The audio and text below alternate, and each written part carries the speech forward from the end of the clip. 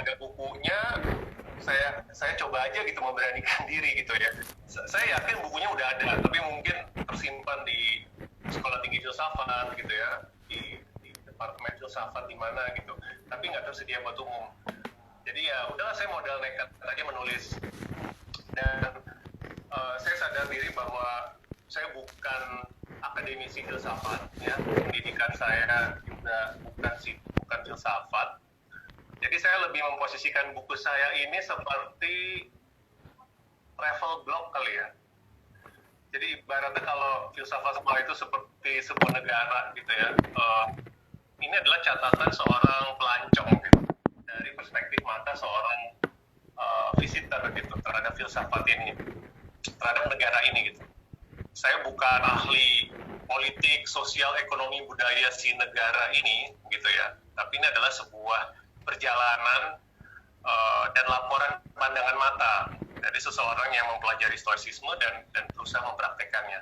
Jadi memang bukan dimaksudkan sebagai buku teks ya. Wah, amit-amit gitu, saya nggak berani. Apalagi tadi sempat dengar Pak Heri ya, yang para ahlinya gitu, dia diskusi sama Pak Alexander, saya langsung cep juga gitu, langsung jidal juga. Jadi kurang lebih seperti itu sih teman-teman. Sorry, soalnya jelas nggak ya? Tadi saya lupa nanya. Udah jelas? Oke, Rek. Cukup jelas suara saya? Iya, jelas. Nah, mungkin tadi kan sudah menyebut tentang stoicisme ya tentunya ya, Om Biri. Nah, mungkin mungkin bisa Om Biri menceritakan lebih dalam gitu. Buku filsafat ini sebenarnya berisi apa aja, kan lumayan cukup tebel ya juga ya. Dan apa yang mau diajarkan atau yang mau diberitahu oleh Om Biri kepada para pembaca? Oke, jadi kayak tadi saya bilang ya, kalau dianalogikan buku saya ini seperti travel blog gitu ya, cerita blogger berkunjung ke sebuah negara gitu. Tentunya kita nggak bisa berharap seorang travel blogger itu menceritakan detail kan analisanya gitu. Jadi, tapi minimal memberikan flavor gitu, memberikan sampel. Oh, kalau ke negara ini tuh seperti ini loh gitu, budayanya, customnya gitu. Begitu juga dengan buku Filosofi Teras gitu. Dia seperti orang bercerita, saya sedang mengalami filsafat ini, dan ini ada hal-hal menarik dari perspektif saya sebagai orang awam. Ya. Nah, jadi itu sebenarnya konsep penulisannya. Jadi kalau ditanya harapannya bagaimana, ya tentunya orang tuh ada ketertarikan gitu. Ya, sama seperti saya tertarik kalau saya misalkan pergi ke Jepang, terus saya cerita, di Jepang ada kayak gini loh gitu. Terus saya kan berharap pendengar saya tuh jadi mau ke Jepang juga gitu. Nah, harapan saya dengan bahasa yang simple, bahasa yang awam, ada lebih banyak publik yang mau menggali lebih. Kalau bisa di luar buku saya aja gitu. Ya, kalau bisa mau cari teks-teks stoicisme yang asli gitu, bukan buku saya saja. Karena bagus-bagus sebenarnya. Dan kenapa saya ingin itu? Karena menurut saya ya, banyak orang Indonesia itu yang bisa mendapat manfaatnya. Karena filsafat Stoa ini tadi menarik ya, di sesi sebelumnya yang Pak Heri bilang bahwa filsafat itu harus melibat. Ya Pak Alex ya, tadi ada kata-kata filsafat ya, betul. Melibat gitu. Nah, itu saya senang sekali dengan kata itu. Karena bagi saya filsafat Stoa ini melibat banget, dan melibatnya itu levelnya personal lagi. Ya. Jadi dulu sebelum saya ketemu filsafat Stoa itu, buat saya filsafat itu kata yang menyeramkan gitu, intimidating. Ya, bagi saya itu wilayahnya kelompok elit. Wah, filsafat itu udahlah, itu kelompok elit gitu ya. Teman-temannya para profesor gitu, para romo dan lain-lain. Tetapi ketika saya membaca filsafat Stoa, saya dalami sendiri, saya baca teks langsungnya itu, ternyata ya itu melibat sekali gitu, sangat personal. Jadi kalau filsafat biasanya mungkin banyak, saya nggak tahu di antara partisipan di sini masih ada yang punya asumsi ya, atau persepsi bahwa filsafat itu topiknya itu di langit gitu ya.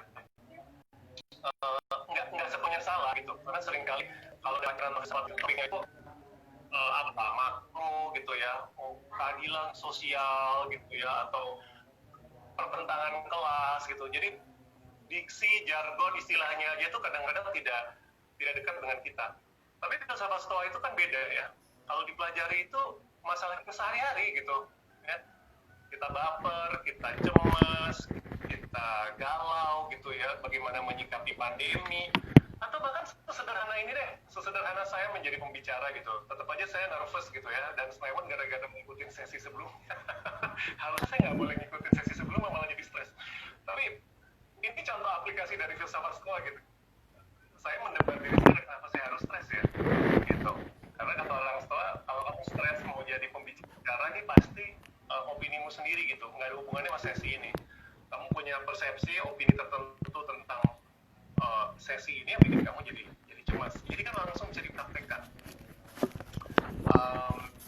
Jadi itu sih, sorry jawabannya panjang, tapi harapan saya lebih banyak orang awam mau lah tertarik menggali lebih, karena menurut saya manfaatnya real gitu natural. Oke, thank you, Billy. Mungkin ngomongin tentang stoicisme ya, saya ingin beralih juga ke Pak Aur. Nah, mungkin Pak Aur ingin memberikan tanggapan ataupun tambahan mengenai filsafat stoicisme ini. Silakan Pak Aur. Ya, terima kasih Nathan. Terima kasih juga Mas Henry Manampiri. Jadi kalau Mas Henry nervous itu berarti belum menjalankan filosofi teras. Masih terus berlatih, Masih terus berlatih, ya. Harus. Iya, karena nervous itu sebetulnya lahir dari tafsiran yang gaduh gitu ya, tafsiran yang berlebihan gitu. Padahal realitasnya nggak demikian gitu. Oke. Tentu tanggapan saya atas buku ini sebetulnya tanggapan lebih sebagai sebuah dialog dengan penulisnya dan juga dialog dengan isi buku tentunya. Jadi dalam prosesnya nanti kita ya saling menggali lah, saling menelusuri lebih detail lagi stoicisme itu sendiri. Sedangkan mengenai filsafat Stoa itu sendiri ya teman-teman semua para filofesan itu bisa mengakses dari berbagai macam sumber. Kalau sekitar 15-20 tahun yang lalu sumber-sumbernya itu masih dalam traktat-traktat filsafat di berbagai macam perpustakaan, tapi sekarang dengan mudah bisa diakses dengan atau melalui media digital, teknologi digital, sehingga sumber-sumber asli pun sebenarnya bisa didapatkan secara mudah. Oleh karena itu tentu saya tidak akan mengulas secara sangat akademik mengenai filsafat Stoa ini, karena setiap dari kita sebetulnya bisa mengulas itu secara akademik. Nah, satu hal yang membuat saya penasaran dari karya Mas Henry Manampiring ini adalah mengapa stoicisme ini disebut dengan filosofi teras. Ketika saya melihat judulnya pertama kali di toko buku, bayangan saya adalah duduk di teras sambil minum kopi lalu membaca buku filsafat. Jadi semacam sambil rileks lalu sambil menekuni filsafat gitu ya. Nah, tetapi ketika saya membeli buku ini buku yang saya pegang sekarang ini adalah buku kedua yang saya beli. Buku pertama yang saya beli itu saya berikan kepada seorang teman yang sejauh saya mengerti tentang teman itu dalam hidupnya lebih banyak komplain daripada mengerti apa yang menjadi objek komplainnya. Atau kemudian saya beli baca buku ini saja daripada mendengarkan komplainmu, lebih baik baca buku ini saja. Buku ini bagus sekali kok, khusus bagi orang-orang yang galau, itu yang pertama. Kemudian yang kedua bagi orang-orang yang suka komplain mengenai banyak hal, lalu akhirnya dia membaca buku itu. Sampai hari ini saya belum tanya bagaimana tanggapan dia terhadap isi buku itu. Mungkin buku saya dikomplain juga, Pak. Ya, boleh jadi demikian. Ya, lalu kemudian saya mengikuti buku ini dan saya melihat tentu membaca buku yang baik itu adalah dengan melihat daftar isinya dulu. Itu dulu saya diajarkan oleh dosen saya, Romo Manyis, waktu belajar awal-awal di Rawasari, dia mengajar mengenai metodologi filsafat, termasuk bagaimana membaca teks-teks filsafat. Maka hal yang pertama yang harus dilakukan itu adalah lihat dulu daftar isinya. Maka kemudian saya juga menerapkan dalam buku filosofi teras ini. Jadi ada 12 bab dari buku ini. Kemudian langkah kedua dari membaca buku, sebagaimana diajarkan oleh guru saya juga, adalah lihat pengantarnya dan lihat summary-nya. Di bagian awal dari sebuah bab, kira-kira mau ngomong apa, lalu kemudian nanti di bagian akhirnya kesimpulannya seperti apa. Dan buku ini secara baik melakukan itu, karena setiap bab cukup tebal, dan di bagian akhir setiap bab itu ada ringkasan-ringkasannya untuk mengingat kembali apa sebetulnya sudah ditelusuri, semacam apa ya, blog travel tadi ya, lalu untuk menangkap, agar bisa menangkap isinya. Dan menariknya lagi, buku ini diisi juga dengan wawancara terhadap para profesional dalam bidangnya tertentu terkait dengan topik yang dibahas dalam bab-bab tertentu. Nah, itu juga semakin menambah bobot aplikatif dari buku ini. Artinya buku ini ya bisa membantu siapapun yang tidak belajar filsafat secara formal pun bisa menekuni filsafat Stoa ini. Lalu hal berikutnya adalah buku ini berangkat dari pengalaman konkret. Tadi sudah disinggung oleh Pak Henry Manampiring. Mengapa? Karena filsafat sebetulnya tidak muncul dari ruang kosong. Mau filsafat yang teoritik sekalipun, mau filsafat yang dengan istilah-istilah yang sangat teknis dan rumit sekalipun, ya sebetulnya tidak lahir dari ruang kosong. Filsafat itu bukan wahyu yang ada di dalam agama-agama, tapi filsafat itu adalah sebuah pergumulan, bermula dari pergumulan manusia atas realitas konkret, keseharian, lalu kemudian coba direnung-renungkan, dipikirkan secara mendalam, tentu di dalam bingkai, kalau dalam konteks kita ini adalah dalam bingkai filsafat Stoa, lalu kemudian nanti kesimpulan dari hasil refleksi itu seperti apa. Sehingga buku ini membantu bagi orang, ibu-ibu pasar pun sebetulnya bisa membaca buku ini. Artinya bisa juga menghadapi kegalauan, misalnya kalau belanja saya banyak-banyak ternyata tidak banyak yang ke pasar, lalu rugi gitu ya, rugi, sayurnya busuk, lalu panik misalnya. Seringkali kegalauan karena panik sayur tidak laku itu lebih dominan dalam hidup manusia, apalagi pemula dalam hal berdagang, daripada kenyataan bahwa ya memang ya rugi, ya biasa aja gitu kan kalau rugi, kenapa harus jadi hal yang panik, membuatnya panik. Sehingga buku ini bisa dibaca oleh siapapun. Dan juga oleh karena itu mengapa saya nanti dalam bedah karya ini saya tidak akan mengulik secara ketat akademik ya, karena memang buku ini bukan buku itu sih sebetulnya. Nah, hal yang paling menarik sebetulnya dari filsafat Stoa, dan saya sebetulnya juga tertarik dengan filsafat Stoa itu kan justru sejak setelah selesai belajar formal filsafat S1 dulu. Mengapa? Karena setelah belajar filsafat kok malah saya jadi bingung dan galau. Terlalu banyak seliweran ide yang ada di dalam kepala, sehingga lalu kemudian justru membuat cemas juga gitu kan.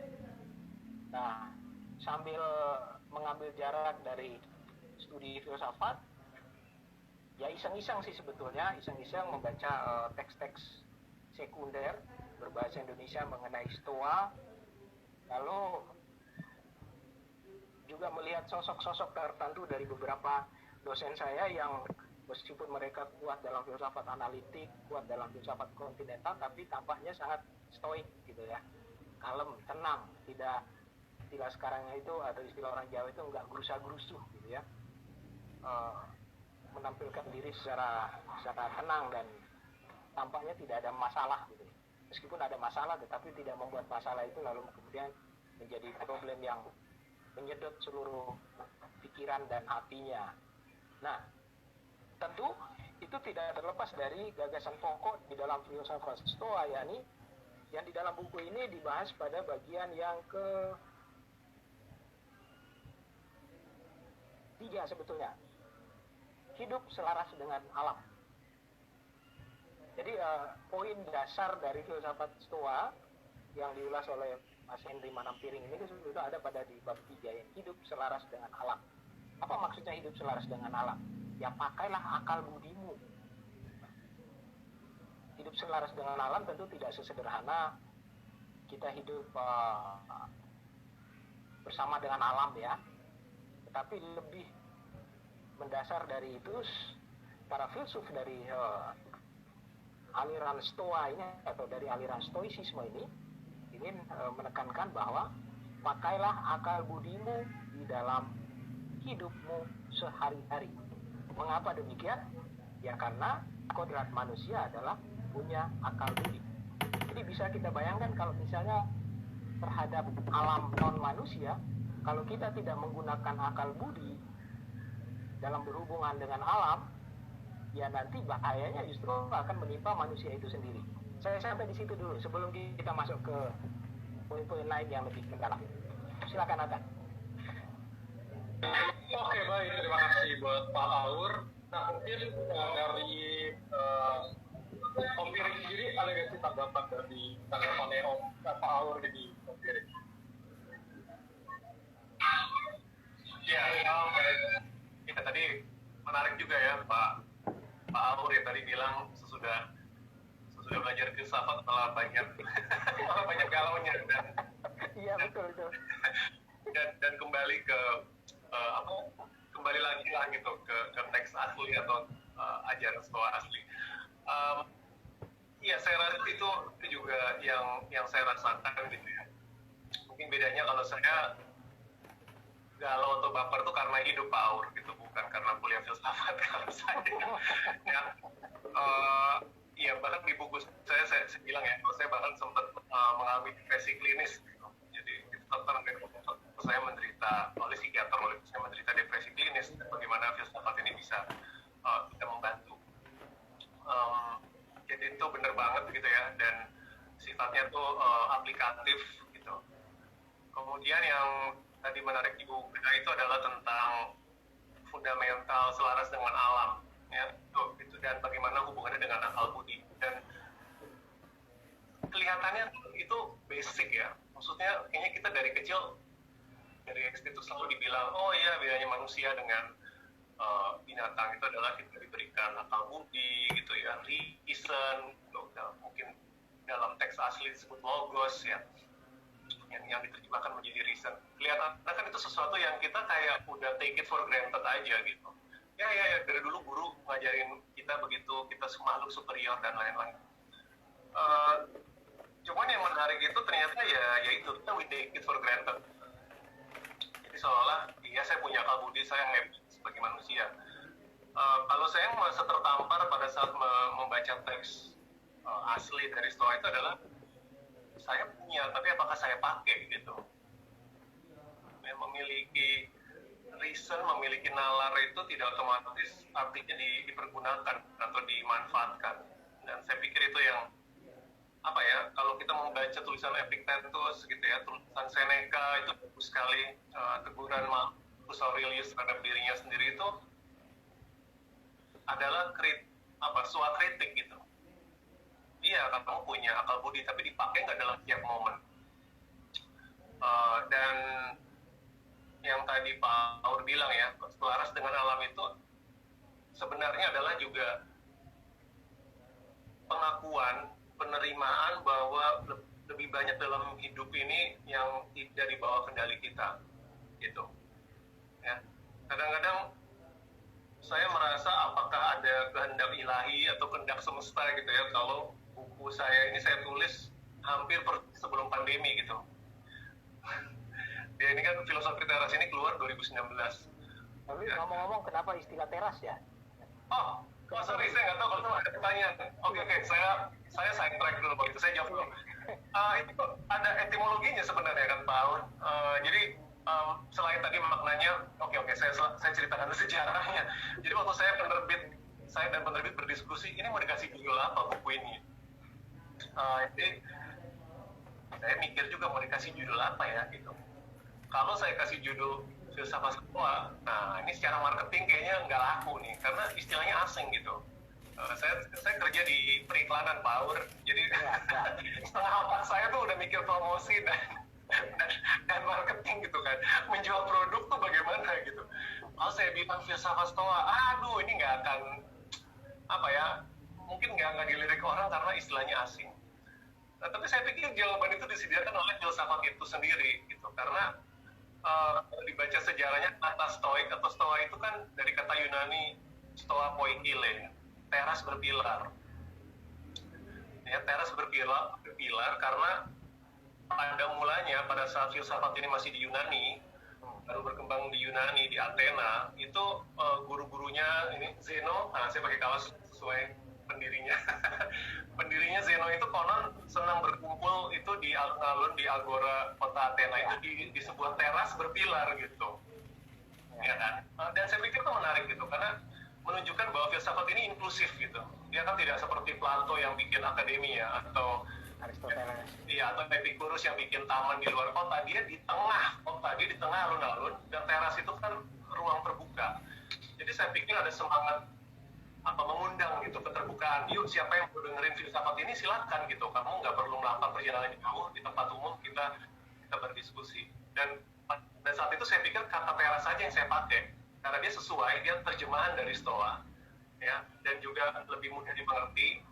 Dan kalau ada orang Indonesia yang ketukar dipikir dia beli buku tentang desain arsitek beranda atau teras, ya mohon maaf. Tetapi lebih ke situ sih Power jawaban kenapa saya memilih kata teras, biar lebih membumi aja, lebih aksesibel gitu. Ya. Lebih kodrati, lebih sesuai dengan kodrat filsafat tadi ya. Iya, yang untuk dibicarakan dengan terbuka gitu. Baik. Oke, sebelumnya sorry kalau misalnya agak off topic, tapi ini dari beberapa hari lalu ada kayak orang yang membagikan grup WhatsApp yang bukan dari Filofest. Jadi kalau dia share di Zoom atau dimanapun jangan diklik ya, karena itu bukan dari official dan bisa aja isinya spam. Oke, kembali lagi ke topik satu teras. Mungkin pertanyaan selanjutnya, ada nggak sih empirik relevansi khusus dari topik yang dibahas dalam buku teras ini bagi situasi yang ada di Indonesia gitu?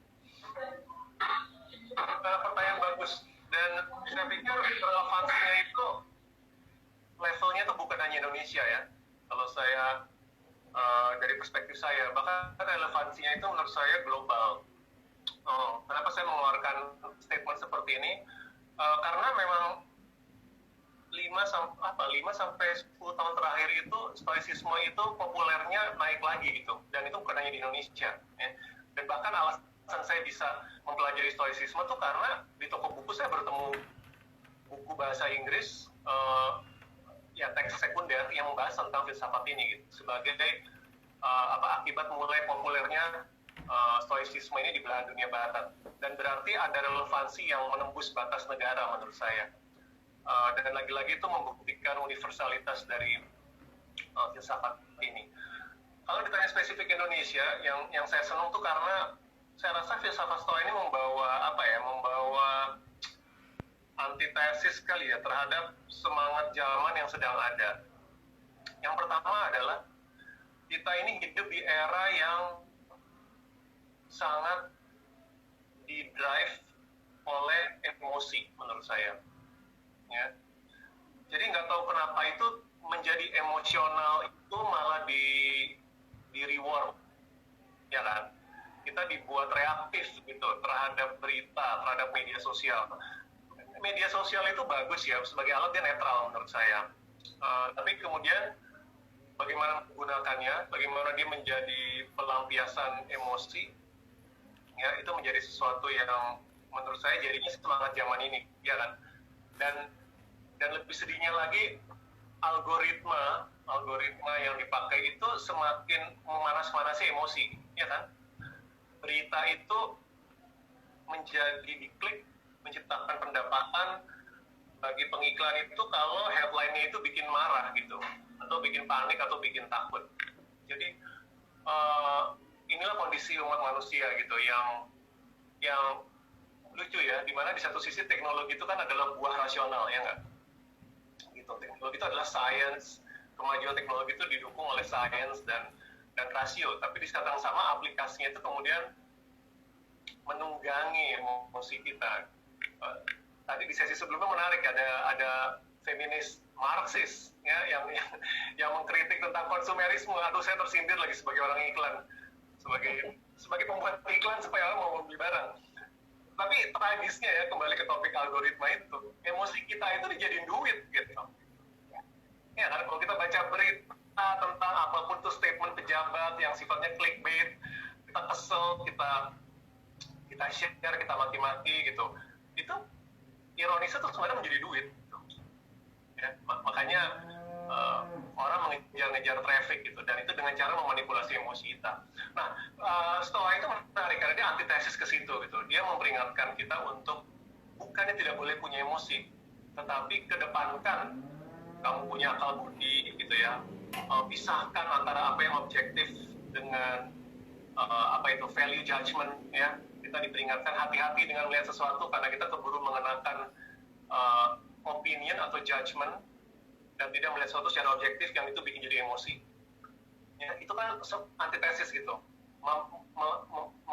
Membantu kita buat meredam menjadi korban terhadap hal itu. Yang pertama. Yang kedua, ada semangat zaman yang makin mensekatkan kita gitu. Ya, semangat polarisasi. Yang makin tajam, dan itu ada hubungannya tadi dengan yang pertama, dengan emosi dikombinasikan dengan algoritma bikin kita tuh makin tersekat, makin terpolarisasi. Ya, saya pikir saya cukup tua gitu ya untuk pernah hidup juga di era Orde Baru dan sampai sekarang, dan menyaksikan lahirnya reformasi dan sampai detik ini. Dan ya benar gitu, sama kayak mungkin di Amerika Serikat, di Perancis, di negara-negara maju lain, belum pernah saya melihat ada pertentangan yang begitu sengit hanya karena perbedaan politik, hanya karena perbedaan agama gitu. Nah, stoicisme itu totally opposite itu ya, dengan mengusung konsep cosmopolitanism ya, kosmopolit, bahwa kita diajarkan untuk melihat sesama manusia itu sebagai saudara gitu. Dan luar biasa ya, untuk sebuah filsafat yang udah 3.000 tahun umurnya, bahkan sebelum ada Magna Carta, sebelum ada pengakuan terhadap hak asasi manusia kali ya, mereka sudah menembus itu semua. Mereka lihat bahwa sepanjang manusia di depan saya itu diberikan logos, diberikan nalar, diberikan rasional, maka saya dan dia itu sebenarnya sama gitu. Ya, itu ada quote dari Marcus Aurelius yang bagus sekali, yang dibilang orang lain itu juga diberikan nalar yang sama dan berarti saya dengan dia tidak berbeda. Itu udah menembus gender, menembus kebangsaan, apalagi cuma sekedar identitas politik. Nah, itu yang kenapa menjawab pertanyaan kamu, apa relevansi dengan Indonesia? Saya rasa dua itu. Belajar mengendalikan emosi dengan memperkuat kita, karena akal budi kita bisa sesat ya, nalar itu bisa sesat. Itu yang diperingatkan oleh para filsuf Stoa, harus dijaga continuously. Dan yang kedua adalah jangan terpancing dengan polarisasi gitu. Ya, kita boleh berbeda agama, keyakinan, pilihan politik, tapi pada akhirnya kita sama-sama human beings. Jadi itu sih yang saya lihat. Semoga menjawab. Oke, menarik banget. Ini sebuah filsafat yang sangat adem ya. Nah, kalau boleh tahu dari Pak Aul sendiri, apakah ada tanggapan, apakah Pak Aul sendiri punya semacam tanggapan juga akan relevansi dari filsafat politik ini dan pada situasi di Indonesia gitu, Pak? Ya, baik. Sebelum saya menjawab pertanyaan itu, saya coba secara highlight saja menyinggung dulu isi buku ini. Misalnya di bab 1 itu penulis mengawali filosofi teras ini dengan melakukan survei mengenai kekhawatiran. sebagai sebuah fenomena, sebagai sebuah gejala atau juga peristiwa dalam hidup sehari-hari, dan survei membuktikan bahwa sebagian besar dari responden yang disurvei itu justru khawatir dengan tingkatnya masing-masing ya. Ada yang cukup khawatir, ada yang sedang-sedang saja, ada yang sangat khawatir dengan berbagai macam alasan. Lalu di bagian yang kedua, bab kedua, penulis menekankan soal stoicisme atau filosofi teras ini sebagai filosofi yang realistis. Tentu filosofi yang realistis ini bukan dalam pengertian membuat orang menjadi apatis, bukan membuat orang menjadi masa bodoh, tetapi realistis dalam pengertian kalau menggunakan akal budi, maka termasuk akal budi, salah satu modus operandi konkret dari akal budi itu adalah, tadi sudah disinggung sebetulnya, adalah memilah-milah.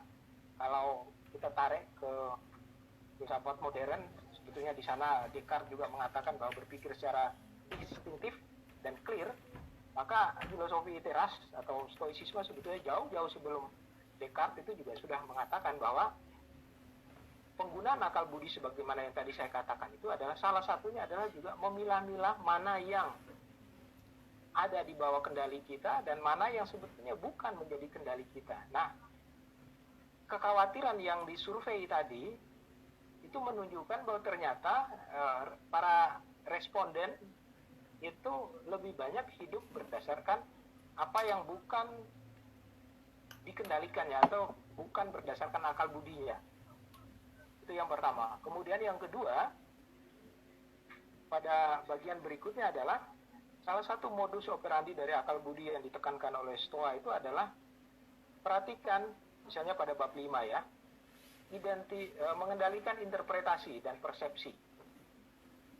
Filsafat setelah pencerahan itu kan sebetulnya filsafat hermeneutika, dan sampai saat sekarang itu hermeneutika itu lebih gaduh daripada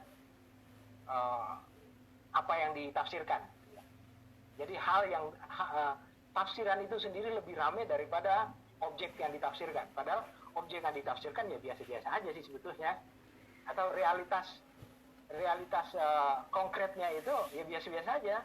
Tapi tafsiran atas realitas itu justru yang lebih gaduh, dan orang terpesona pada tafsiran itu dengan berbagai macam rumusan kalimat yang melambai-lambai atau dengan rumusan kalimat yang tampaknya indah sekali, tetapi ya itu kan tafsiranmu gitu kan, bahasa sederhananya begitu.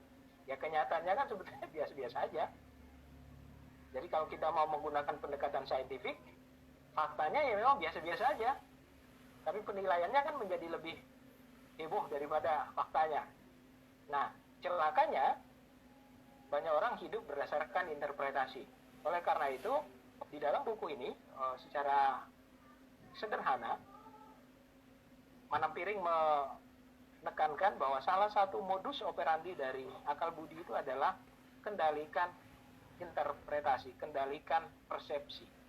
Karena seringkali persepsi itu lebih gawat daripada hal yang dipersepsikan atau hal yang ditafsirkan. Kemudian modus operandi lain dari akal budi menurut Stoa atau stoicisme itu adalah orang kalau menggunakan akal budi termasuk dengan memilah-milah mana persoalan yang sesungguhnya dan itu yang bisa dikendalikan dan mana yang tidak perlu dikendalikan, ya sebetulnya di situ memungkinkan seseorang untuk punya mental yang kuat. Orang yang bunuh diri misalnya ya, meskipun itu orang bisa beralasan bahwa itu bunuh diri eksistensial misalnya ya, tetapi kalau kita telusuri lebih dalam di Indonesia, kembali ke pertanyaan Nathan tadi, apakah konteks Indonesia itu filosofi teras ini bisa menjawab aneka macam persoalan atau beberapa persoalan tertentu? Beberapa tahun yang lalu itu ada fenomena bunuh diri lompat dari tempat yang tinggi, entah dari apartemen, entah dari di mall ataupun yang lain-lainnya. Dan kalau kita telusuri, alasan mereka bunuh diri itu bisa saja misalnya stres karena ujian nggak lulus, atau tekanan dari orang tuanya bahwa kamu harus dapat nilai sekian, sambil ditekan, lalu dimarah-marahin, diancam, nggak dapat warisan misalnya.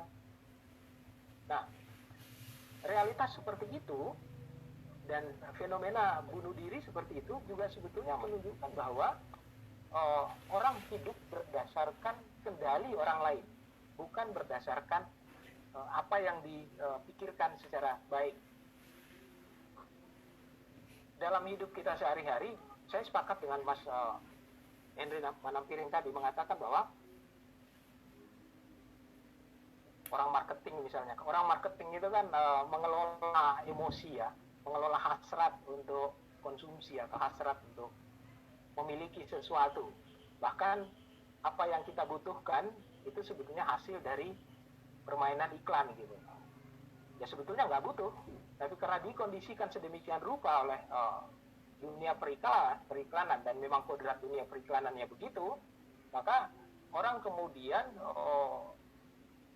melakukan sesuatu atau memutuskan sesuatu berdasarkan determinasi dari sesuatu yang di luar dirinya atau yang di luar yang dipikirkan atau di luar yang dibutuhkan.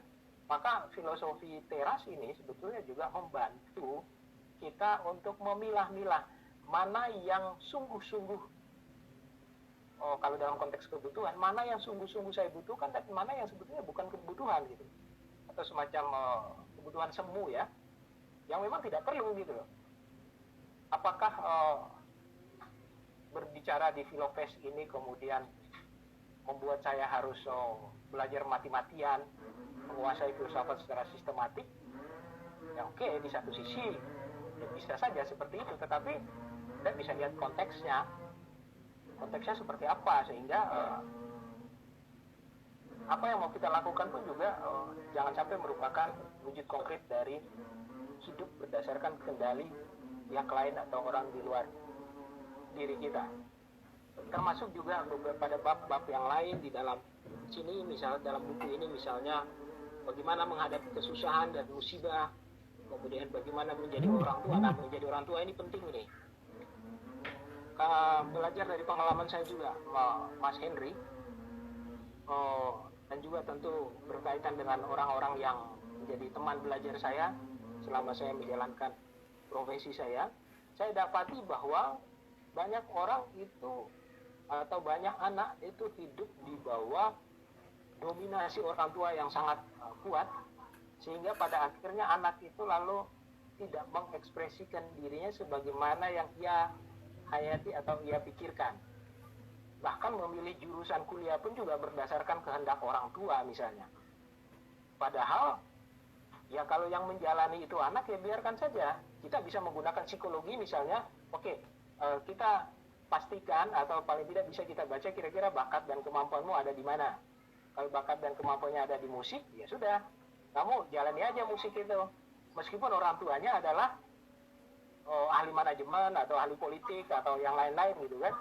Nah, seringkali orang tua mendikte bahwa anak yang baik itu adalah anak yang meneruskan apa yang dijalankan oleh orang tuanya.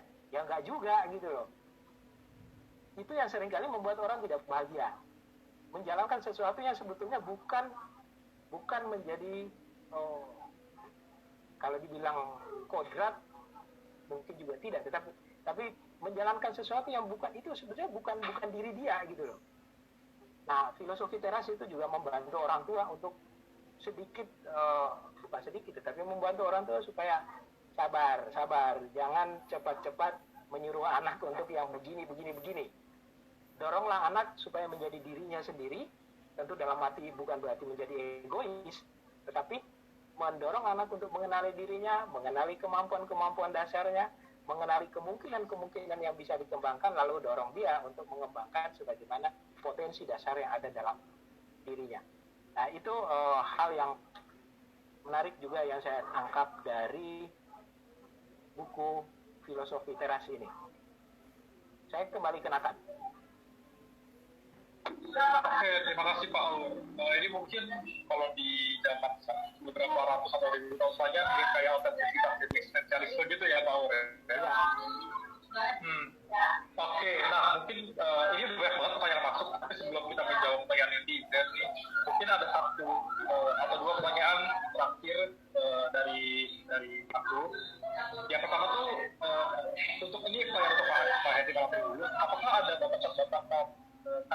pembahasan dari buku tersebut atau dalam bahasa gampang itu hal yang penting juga tapi belum dibahas, atau mungkin setelah Om Pierre ini membuat bukunya, menulis bukunya, ternyata jadi masuk ke ini. Nah, untuk saya ini mungkin bisa dijawab dulu oleh Om Pierre. Ya, terima kasih. Ya, saya pikir kembali ke analogi turis gitu ya, yang bercerita tentang negara yang dia kunjungi gitu. Tentunya cerita si turis ini walaupun menarik, berguna, tapi tentu saja tidak bisa menggambarkan keseluruhan sebuah negara yang gitu. Begitu juga buku Filosofi Teras tidak pernah dimaksudkan untuk bisa menggambarkan filsafat Stoa ini secara komprehensif, karena memang bukan itu tujuannya. Jadi kalau ditanya apakah ada hal-hal yang terbatas gitu ya, tentunya ada. Yang paling gampang ini adalah 3 dimensi dari filsafat Stoa gitu. Jadi filsafat Stoa ini adalah sebuah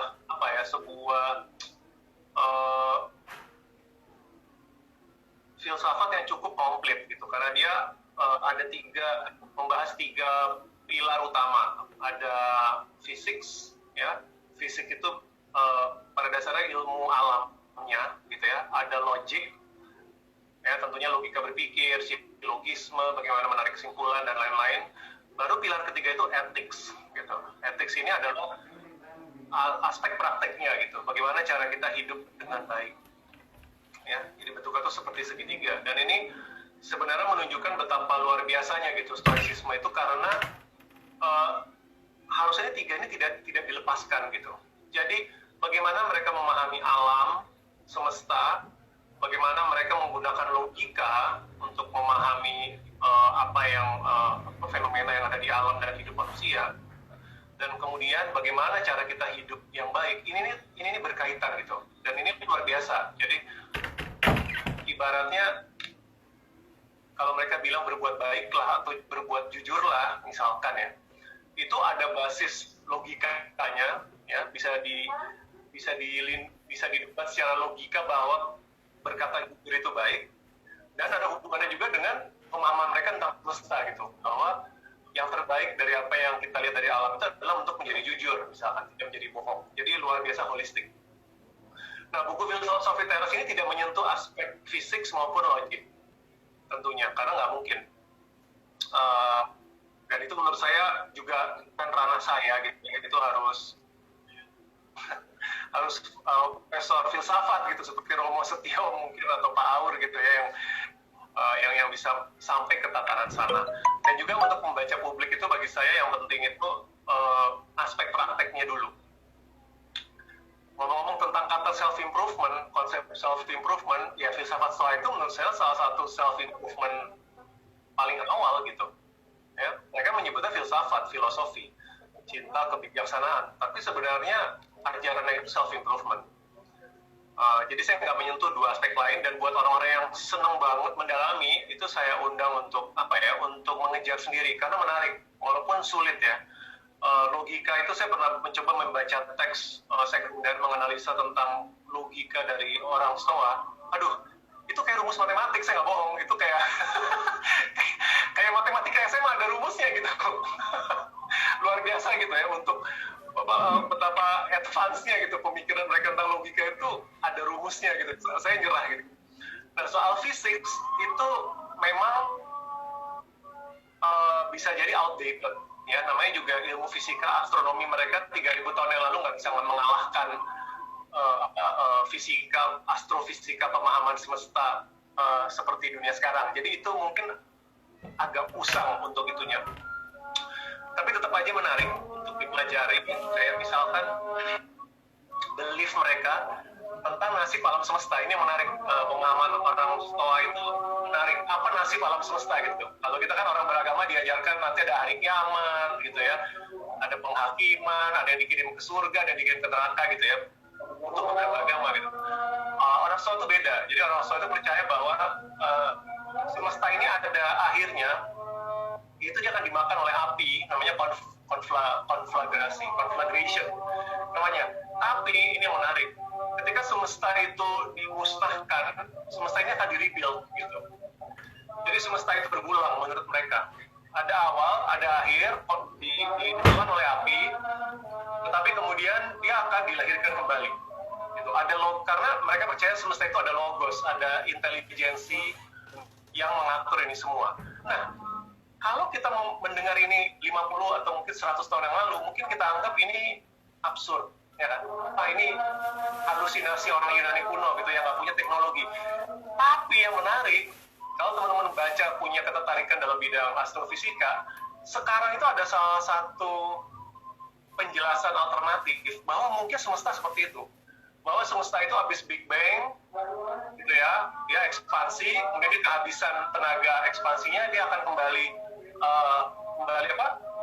mengecil lagi. Itu kita bicara umurnya mungkin miliaran tahun, dan dia akan meledak lagi gitu, menjadi Big Bang lagi, dan Big Bang lagi berarti semesta baru kan. Jadi jangan terlalu ditanggapi serius bahwa orang Stoa itu sudah mengerti melihat ke masa depan, tapi ada menarik lah bahwa pendapat mereka tentang semesta yang sifatnya berulang itu sekarang oleh fisika modern itu visible gitu, ada possibility ke situ menurut pengamatan dan hitungan.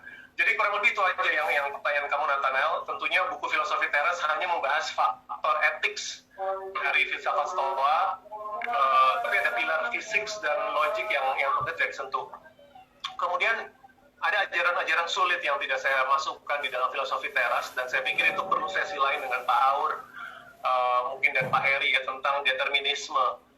Itu konsep paling sulit gitu. Karena orang Stoa itu melihat semesta itu sebagai rangkaian peristiwa, maka mereka deterministik gitu ya. Sesuatu itu kejadian karena sudah ada penyebab sebelumnya gitu, dan itu tuh mata rantai terus gitu. Jadi pandemi ini kenapa lebih mudah orang Stoa buat menerima COVID, nggak marah-marah gitu ya, karena buat mereka ini sudah determined gitu, oleh karena rantai peristiwa yang terjadi sebelumnya. Nah, itu menjadi sulit ketika dikembalikan ke dikotomi kendali, yang dimana mereka mengakui bahwa manusia itu masih punya kendali, minimal kendali atas opini, judgment, tindakannya sendiri.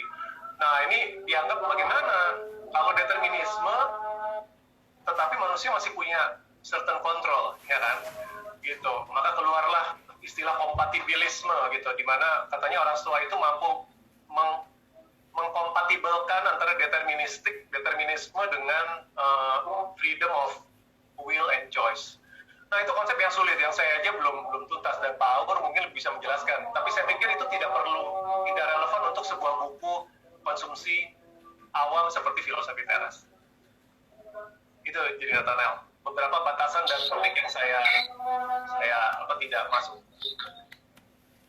Oke, mungkin netizen jadi sedih nih karena nggak ada Filosofi Teras the second. Nah, melanjuti jawaban dari Om Piring tadi, ada pertanyaan lain yang muncul ya. Apakah agenda kajian masa depan yang dapat ditegakkan sebagai tindak lanjut atas aspek fisik, logik, dan determinisme yang dibilang itu, ya, atau hal-hal lain yang belum terbalas itu ada tindak lanjutnya gitu ya. Kalau tadi Om Piring bilang mungkin propositio atau akademisi lain gitu ya dapat membahasnya.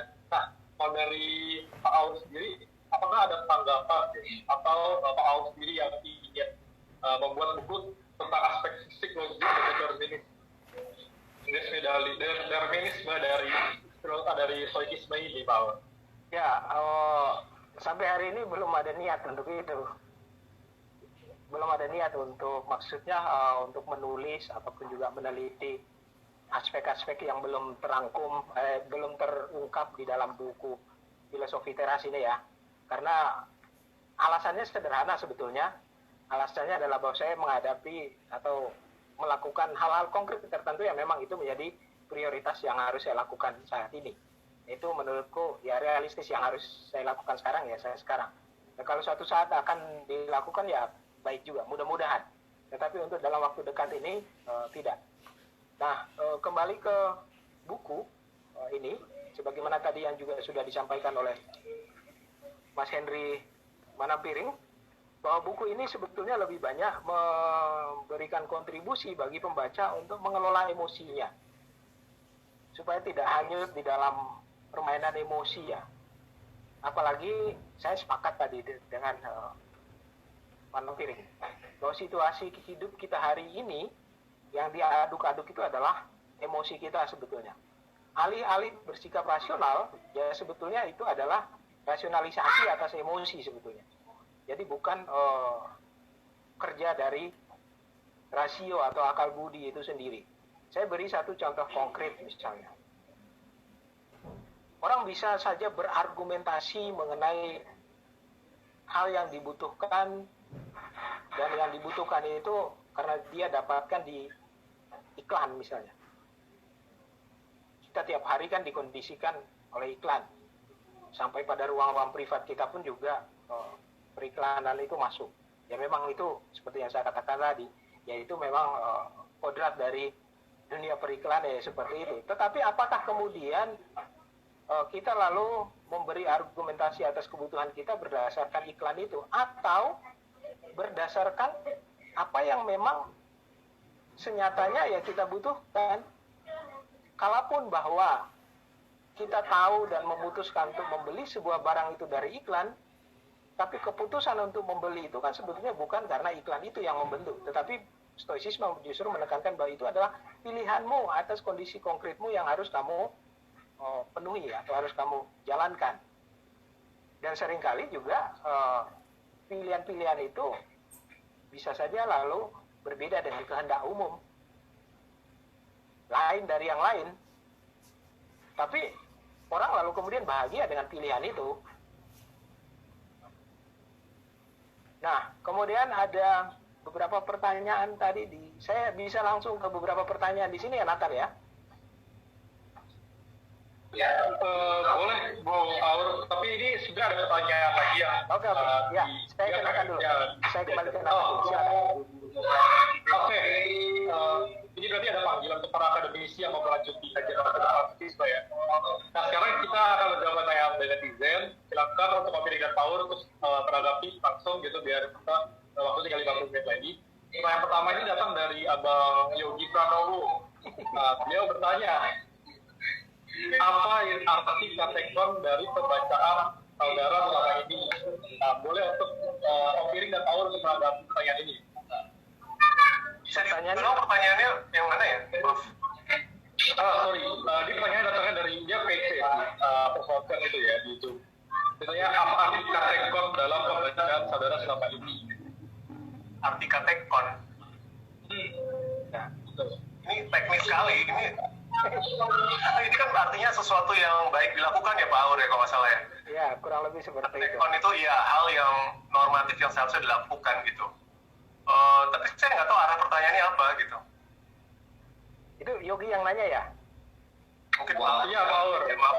Yogi Pranowo ya? Betul. Iya. Nanti dia baca sendiri lah di teks-teks yang ada. Iya. Membaca ya partisipan yang lain nggak ngerti takutnya. Terlalu. Oke. Atau nanti itu biar menjadi studi akademiknya Yogi lah, nggak apa-apa, itu baik juga itu. Oke, ini panggilan untuk Bapak Yogi untuk membuat tesis tentang hal ini. Iya. Oke, Hasil lah. mungkin ya disertasi benar. Mungkin aku bisa saling ke Paul untuk mungkin ada pertanyaan yang mau dibahas dulu dari Paul. Silakan Paul. Saya lihat ada beberapa pertanyaan menarik yang Ini chatnya jadi saya bingung mau mulai dari mana. Satu saja kalau netizen. atau Mas Manapir bisa duluan kalau menangkap ada pertanyaan, karena saya harus lihat lagi dulu. Iya, soalnya saya sampai scrolling. Sebentar yang mana? Ini ada satu pertanyaan bagus yang Moderator pilihin deh. Moderator pilihin. Iya, ini pertanyaan datang dari Ibu Amadea Sostika. Ya. Dia bertanya, Piring dan Pak Alex, bagaimana jika stoicisme justru memicu sikap apatis yang kemudian bisa berujung pada egoisme? Bagaimana stoicisme ini memandang problem relasi manusia dengan sesamanya? Seperti itu. Yang satu apatisme, yang kedua relasi manusia dengan apa? Sesamanya. Relasi manusia dengan sesamanya. Oke. Ya udah saya coba jawab dulu ya Pak Ur ya, yang apatisme tolong dibantu nih Pak. Oke, ini kritik paling sering saya dengar tentang stoicisme, yaitu dianggap mengejarkan apatisme, dan menurut saya itu apa ya, kesalahpahaman yang paling jauh gitu dari intention atau pengajaran stoicisme.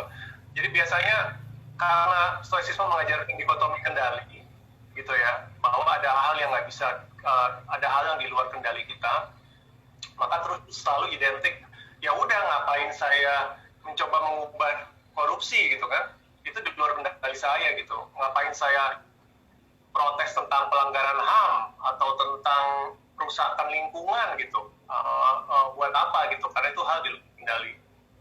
Nah ini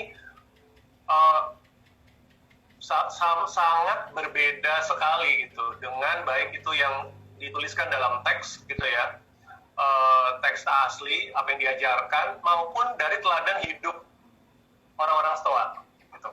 Nah menurut saya cara menjawab pertanyaan tentang apatisme itu lebih baik daripada teori, mendingan dilihat aja tentang gaya hidup para praktisi Stoa ini dari zaman dulu. Apakah betul?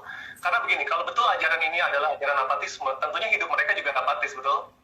Ya dong, gitu kan? Jadi lihat aja dari teladan yang mereka berikan. Dan itu sejarah menunjukkan bahwa para filsuf Stoa maupun pejabat publik yang menganut Stoa ini sama sekali tidak apatis gitu.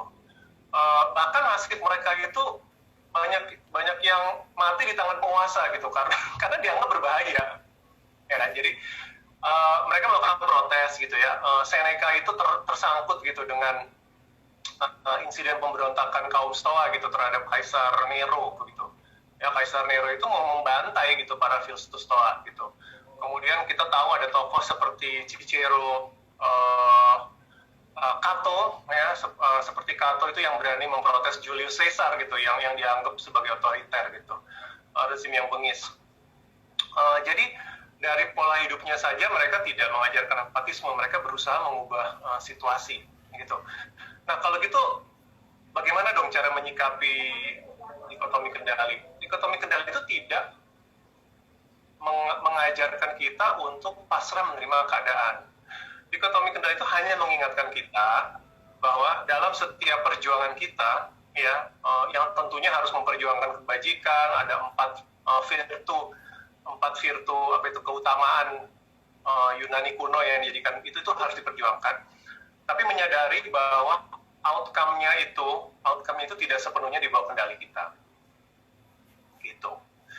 Jadi kalau misalkan kita melihat ada ketidakadilan di masyarakat gitu ya, terus teman-teman merasa pengen bahwa saya pengen berjuang, silakan, bagus gitu ya, apa yang ada di bawah kendalimu saya mau memperjuangkan. Oke, bagaimana bentuk perjuanganmu? Ada yang memilih mungkin mau demo di jalan, ada yang mau memilih mungkin masuk partai, ada yang memilih mungkin saya nggak tahu gitu ya, penulis buku gitu ya, saya nggak tahu. Apapun bentuk perjuanganmu silahkan gitu. Tetapi sadarilah bahwa outcome-nya itu tidak sepenuhnya di bawah kendali kita. Karena tujuan mereka tuh mengakui, ajaran Stoa itu mengakui bahwa di luar tindakan kita, pemikiran kita, untuk menerima bahwa lebih banyak dalam semesta ini yang nanti kekuatan-kekuatan itu yang di luar kendali kita. Jadi mereka sebenarnya melindungi kita untuk berjuang tanpa harus depresi, berjuang tanpa harus putus asa. Gitu. Kita akan melakukan yang terbaik, tetapi juga rendah hati untuk menerima bahwa outcome-nya mungkin tidak harus sesuai dengan maunya kita. Gitu. Jelas ya? Jadi beda dengan apatis. Kalau apatis itu kan berarti konsekuensinya saya tidak berusaha gitu kan. Saya apati gitu. Walaupun sebenarnya sayang juga karena bahasa Yunani aslinya apatis itu bagus sebenarnya ya Pak Ur ya. Apatheia itu sebenarnya bagus secara bahasa Yunani gitu, karena tidak ada patheia itu patos, emosi, masalah emosi negatif ya, pate, sesuatu yang negatif. Tapi sayangnya sekarang apati berubah menjadi negatif. Yes. Itu dulu tentang apatisme. Mungkin kalau Pak Aur mau menambahkan tentang apatisme sebelum kita ke soal relasi tadi. Ya, makasih Amadea, pertanyaan yang baik. Orang yang bersikap apatis itu justru malah tidak stoik gitu. Justru stoik itu membangun, saya langsung saja kaitkan ke relasi ya, karena soal apatis tadi sudah disampaikan oleh Mas Henry. Seorang stoik atau orang yang menjalani stoicisme ini, menghayati stoicisme dan melakukan stoicisme itu dia justru selalu membangun relasi dengan orang lain, karena dasarnya adalah manusia tidak bisa hidup sendirian. Manusia adalah makhluk sosial. Nah, di dalam bukunya Mas Henry Manampiring ini ada di halaman 169. Di situ dikutip mengenai dari Marcus Aurelius. People exist for one another. You can instruct or endure them. Artinya, seorang stoik itu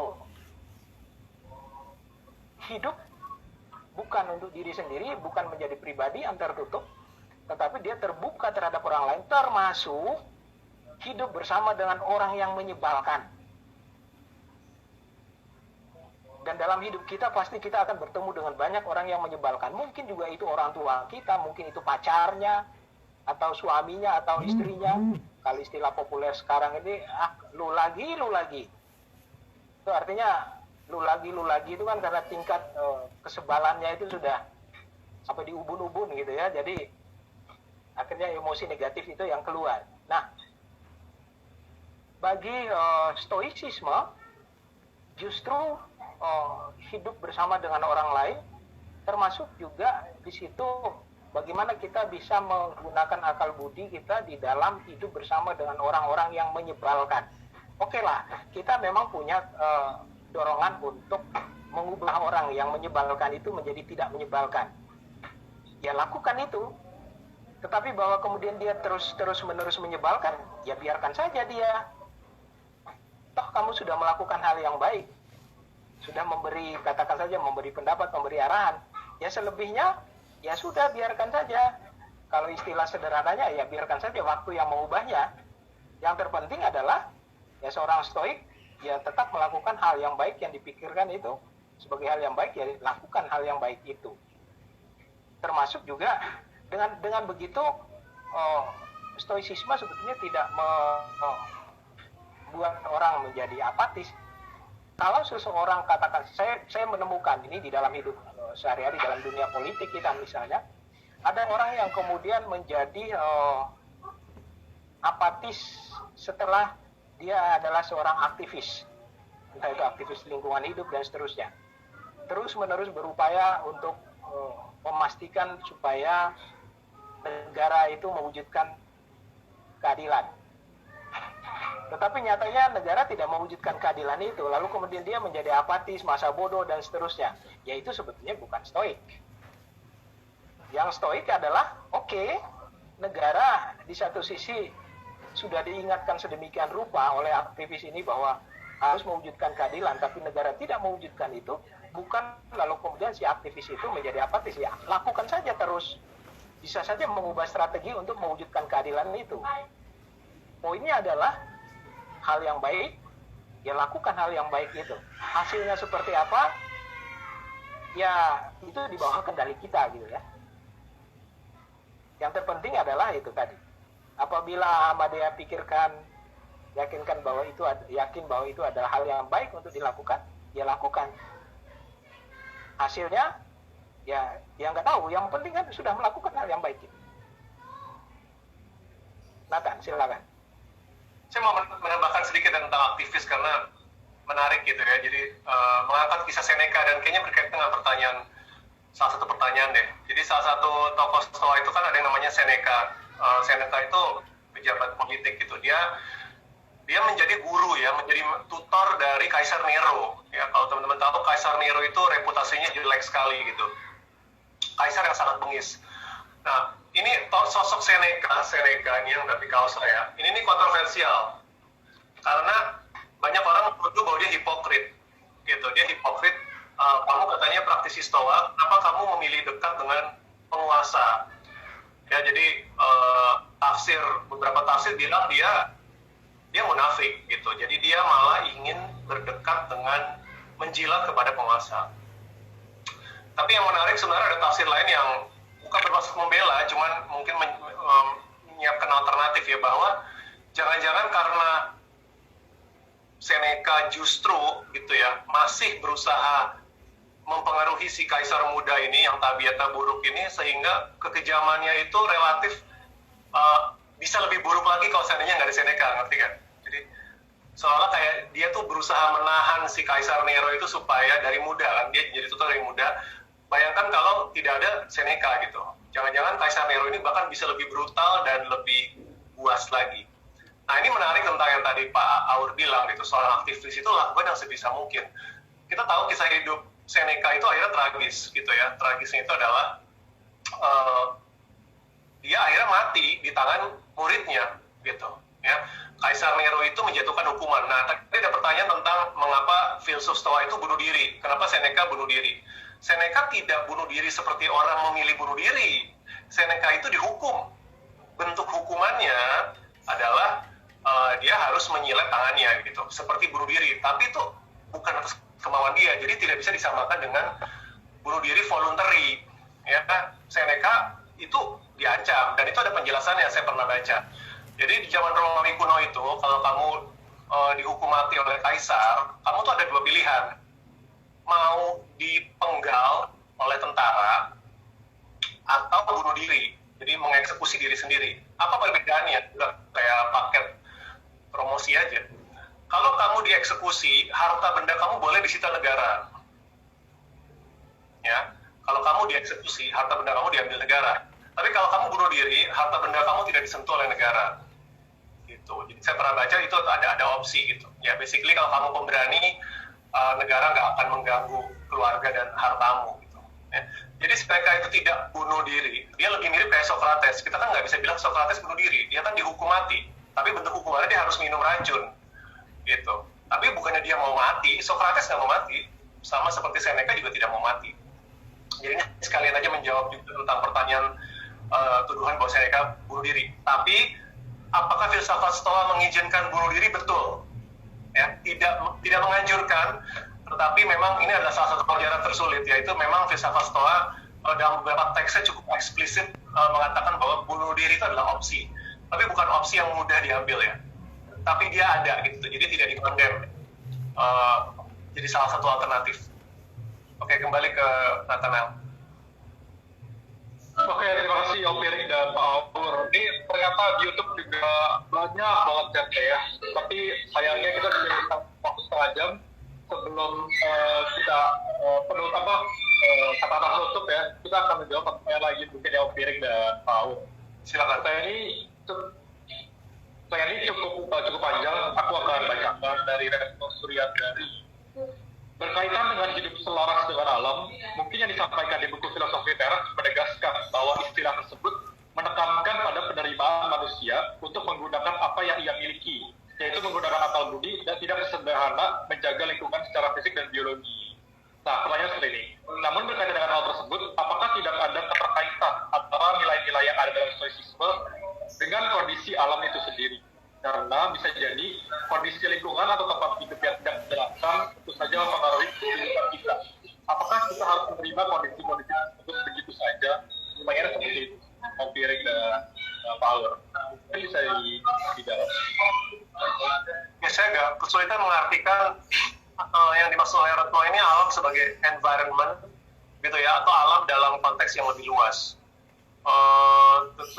Ya udah deh, saya coba tafsirkan kalimat yang terakhir deh. Kondisi lingkungan atau tempat hidup yang tidak menyenangkan mempengaruhi kehidupan kita, apa kita harus menerima kondisi tersebut begitu saja? Oke, ini saya anggap sebagian sudah dijawab sama Pak Aur sebenarnya soal apatisme, ya kan, bahwa dalam filosofi Stoa itu yang tadi quote yang disebut oleh Pak Aur gitu. Kalau kita bertemu dengan orang yang salah gitu ya, berkelakuan salah, ada dua pilihan gitu, instruct atau endure gitu. Kita ajari, tapi kita harus yakin bahwa kita benar dulu ya.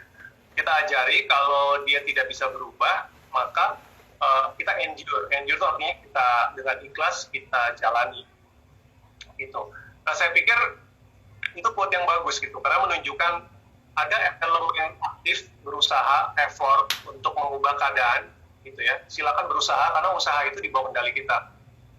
Tapi kemudian pahami juga bahwa kalau misalkan dia tidak bisa berubah, kita belajar untuk menerima, endure, dan ikhlas gitu. Nah, tapi ini kan nanti prakteknya itu sangat tergantung situasinya seperti apa gitu. Karena setiap situasi itu berbeda. Saya ambil contoh misalkan begini.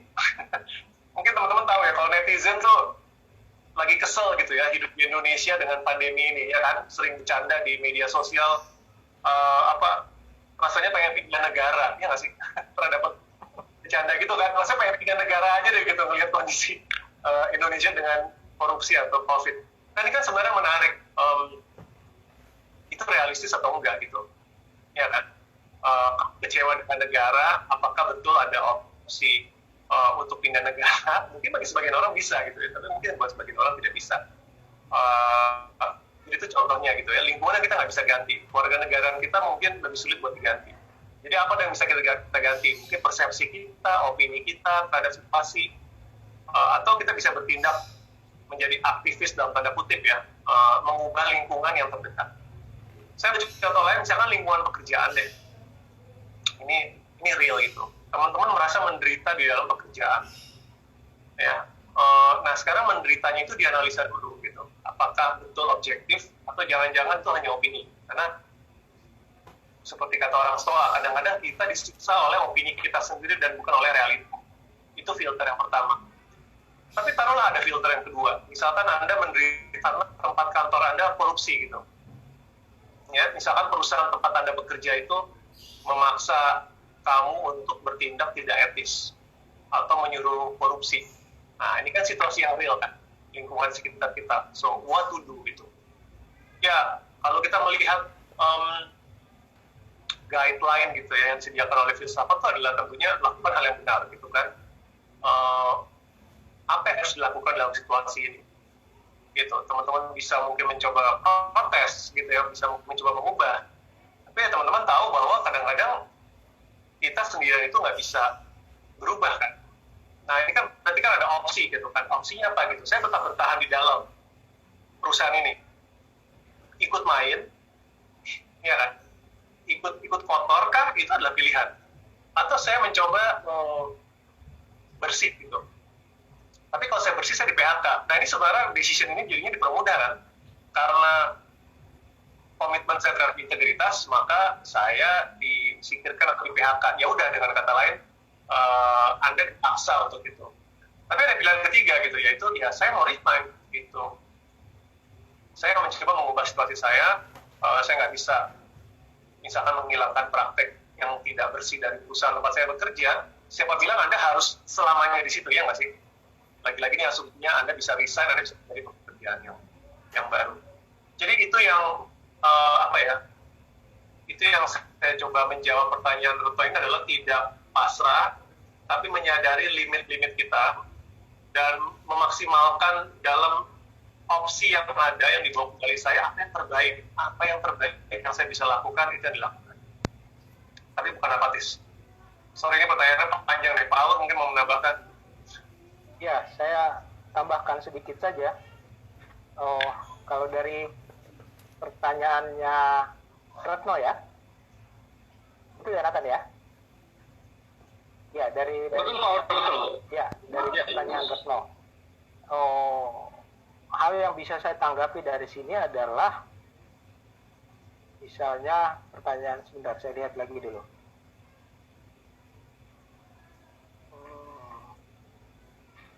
Apakah tidak ada keterkaitan antara nilai-nilai yang ada di dalam stoicisme dengan kondisi alam itu sendiri?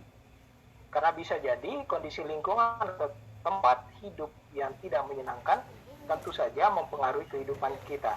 Apakah kita harus menerima kondisi tersebut begitu saja? Nah, saya berupaya untuk memahami pertanyaan ini begini. Bagaimana kalau mau saya rumuskan dalam pertanyaan yang lain. Bagaimana sikap seorang stoik terhadap alam dalam arti environment ya, alam semesta, lingkungan hidup kita lah, ekologi kita.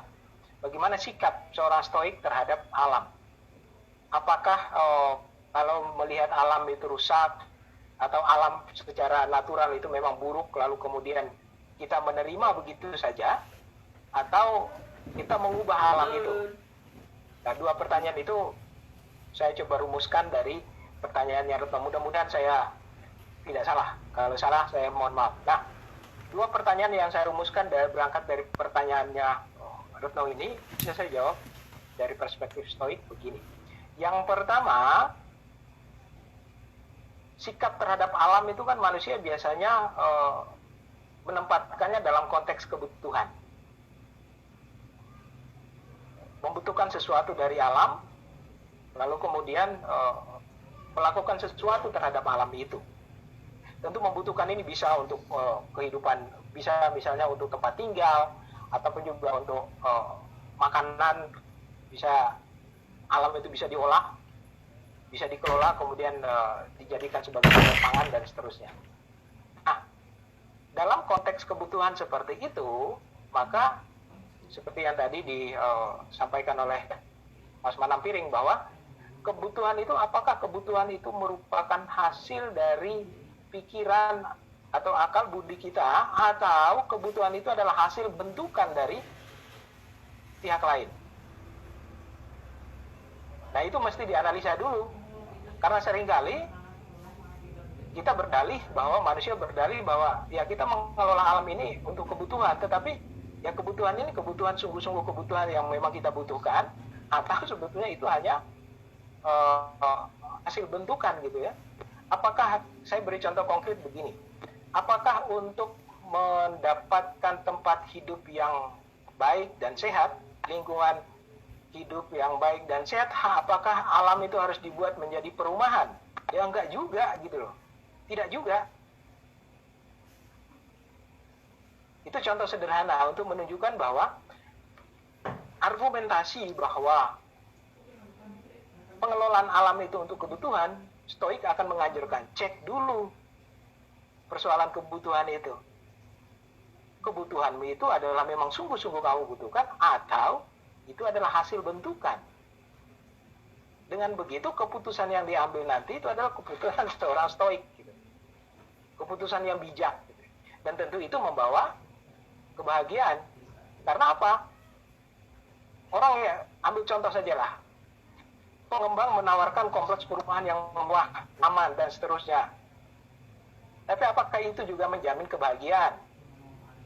Ya, lingkungan hidup boleh asri, tetapi persoalan ketika kita hidup di satu tempat, itu kan bukan persoalan semata-mata persoalan lingkungan itu sendiri, tapi juga ada persoalan sosial juga kan.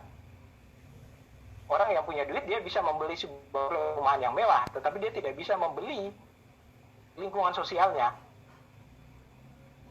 Nah, oleh karena itu, cek kembali apakah kebutuhan itu sungguh-sungguh merupakan yang memang sungguh-sungguh dibutuhkan, atau ya sebetulnya tidak dibutuhkan. Nah, ini sikap ini tentu juga perlu, kalau bagi stoicisme itu perlu juga ketika kita berhadapan dengan lingkungan hidup kita. Itu Nathan, mudah-mudahan menjawab. Kalau tidak menjawab, baca lebih lanjut filosofi teras atau melakukan riset lebih lanjut mengenai stoicisme. Iya, pertanyaannya mungkin hampir memang. Silakan. Oke, sebenarnya ini masih ada waktu 22 menit.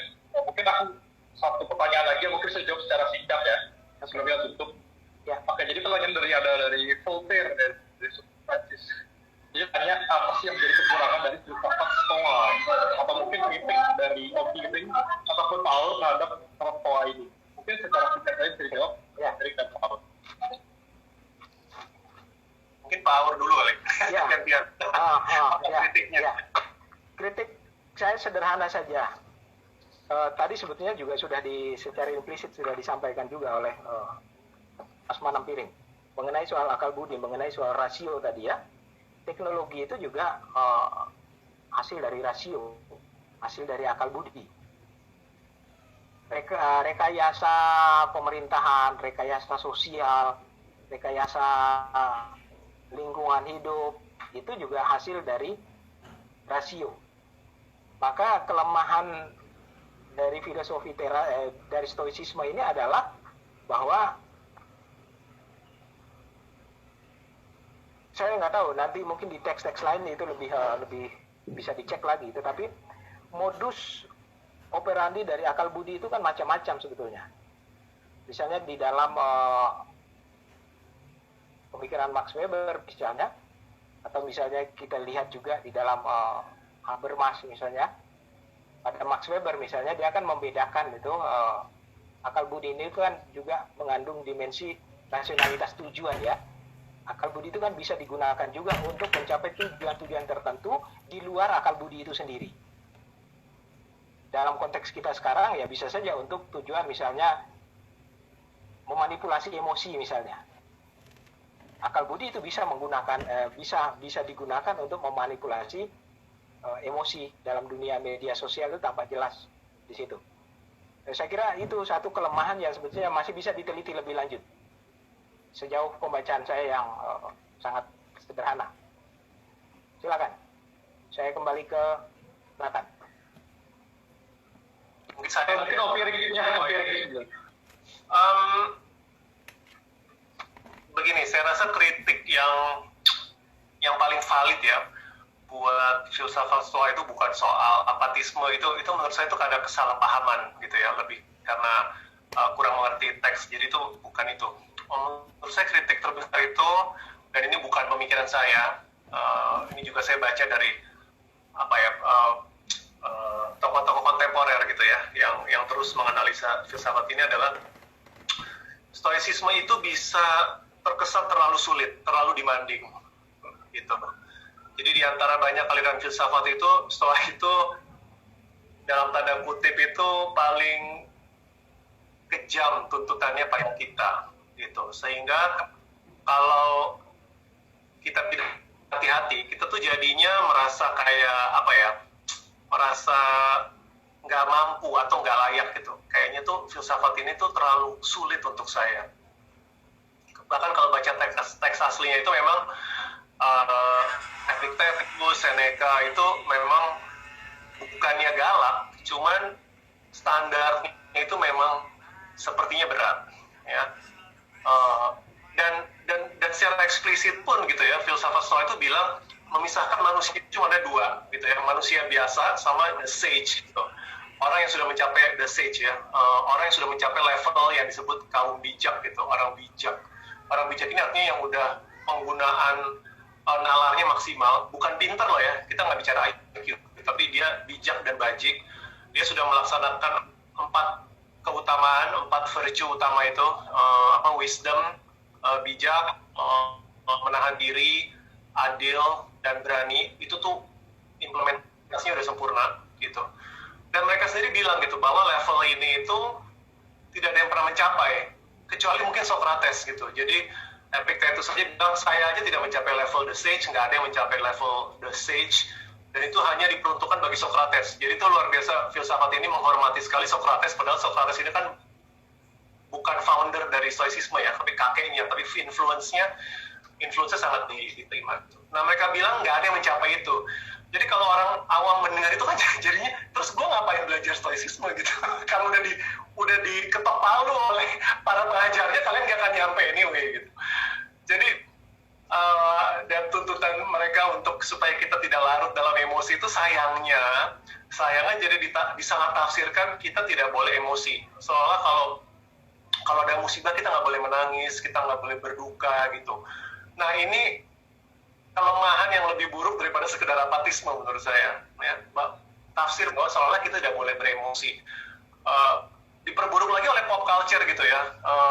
Tokoh Spock dalam Star Trek, kalau familiar sama film Star Trek, ada tokoh Spock itu oleh kreator Star Trek itu didasarkan pada figur Stoa gitu, dan sayangnya itu terlalu komikal, terlalu karikatur gitu. Seorang Stoa itu tidak harusnya seperti Mr. Spock yang bangsa Vulkan gitu kan, yang terlalu rasional sampai tidak ada emosi. Jadi kritik itu adalah itu gitu. Orang itu jadi takut, orang itu jadi jiper. Kalau misalkan terlalu literal gitu membaca ajaran Stoa. Dan makanya saya pikir solusinya sudah diberikan gitu oleh mereka sendiri. Mereka bilang kita tidak ada yang mencapai level orang bijak gitu ya, the sage itu. Tapi kita diberikan title itu prokopton, bahasa Yunaninya itu prokopton. Prokopton itu terjemahan adalah progresor, orang yang sedang berusaha menjadi lebih baik. Nah ini nih yang sayangnya tuh nggak banyak orang tahu gitu. Saya sih udah tulis di buku Filosofi Teras. Kita ini semua diundang menjadi prokopton. Prokopton itu artinya Pak Aur, kamu Nathanael, saya itu diundang untuk sehari demi sehari menjadi lebih baik dari sebelumnya. Sampai mati pun saya nggak akan jadi sempurna. Ya, kita semua tidak akan menjadi sempurna. Tetapi harapan saya adalah nanti saya di hari terakhir hidup saya, semoga saya adalah sosok yang lebih baik secara karakter dibandingkan diri saya seminggu sebelumnya, 2 minggu sebelumnya, 2 tahun, 20 tahun sebelumnya. Karena mereka mengundang kita tuh sebagai journey. Yuk kita semua melakukan perjalanan menjadi lebih baik. Untuk progres, itu undangan mereka. Tapi kita tidak harus menjadi sempurna dan mungkin tidak akan pernah bisa mencapai sempurna, and that's fine. Ya, jadi itu kritikan terbesar dan sekaligus saya berikan ada penjelasannya untuk kritikan itu. Tapi itu sih menjawab pertanyaan kamu, Nathanael.